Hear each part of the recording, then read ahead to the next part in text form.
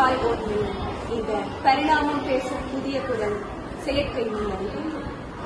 வளர்ந்து வரும் விஞ்ஞான உலகத்திலே செயற்கை நுண்ணறிவானது இன்றைய காலத்தில் அனைவர் மத்தியிலும் பேசு பொருளாக திகழும் ஒரு விடயமாகும். அதற்கிணங்க விஞ்ஞானி ஸ்டீவன் ஹாக்கிங் அவர்களின் கனவின்படி இவ்வுலகத்தில் மனிதன் வாழ இயலாத சூழல் உருவாகும். அதற்கிடையில் இன்னொரு பிரபஞ்சத்தை கண்டறிய வேண்டும். அவ்வாறு கண்டறிய வேண்டும் எனில் ஒளியை விட வேகமாக நாம் பயணிக்க வேண்டும். இவையெல்லாம் இப்பொழுதைய தொழில்நுட்பத்தில் சாத்தியமற்றவைதான். ஆனால் கற்பனையாக செல்லும் பொழுது நாம் நேரிலேயும் செல்லலாம் என்கின்ற அவரது கனவின்படி, அவரது வாக்கியத்தின்படி அவற்றை நினைவாக்கும் முகமாக இந்த செயற்கை நுண்ணறிவு இப்பொழுது வளர்ந்துவிட்டது. நாம் எங்கிருந்தாலும் உலகத்தின் எந்த மூலையில் இருக்கும் ஒரு கேள்விக்கான விடையையும் நொடிப்பொழுதில் எமது கைக்குள்ளே தந்துவிடும் வல்லமை படைத்தது இந்த செயற்கை நுண்ணறிவு.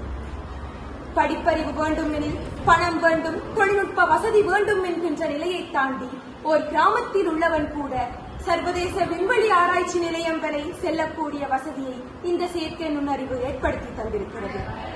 நேர செலவு, பயண செலவு, காசு செலவு என அனைத்தையும் குறைத்து விட்டது.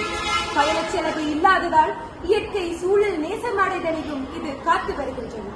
என்னதான் மனிதனுக்கு இவ்வளவான சாதகங்களையும் இயற்கைக்கு சாதகங்களுமான இந்த அம்சங்களை செயற்கை நுண்ணறிவு கொண்டிருந்தாலும் இது இந்த சக்தியானது அணுசக்தியை ஒத்ததாகவே காணப்படுகின்றது. எவ்வாறு அணுவை போல திரட்டி ஆழ்கடல் திரட்டிய நூல் என்று ஔவையார் குறிப்பிட்ட வாசகத்தை போல அணுசக்தியானது மிகவும் எளிமையானது, சிறியதானது, ஆனால் மிக பெரிய ஆற்றல் பொருந்தியது ஆகும். இந்த அணுசக்தியை 1945ஆம் ஆண்டு வெறும் 2 குண்டுகளாக பிரயோகித்ததன் இந்த விளைவுகளாவன இன்று வரை பல நாடுகளில் மின்சாரத்திற்கும் அணு உலைகளாகவும் பாரம்பரிய பிரச்சனைகளாகவும் திகழ்ந்து வருகின்றன.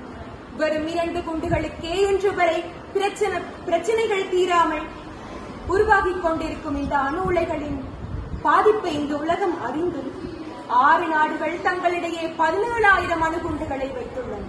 இவையெல்லாம் எதற்கு?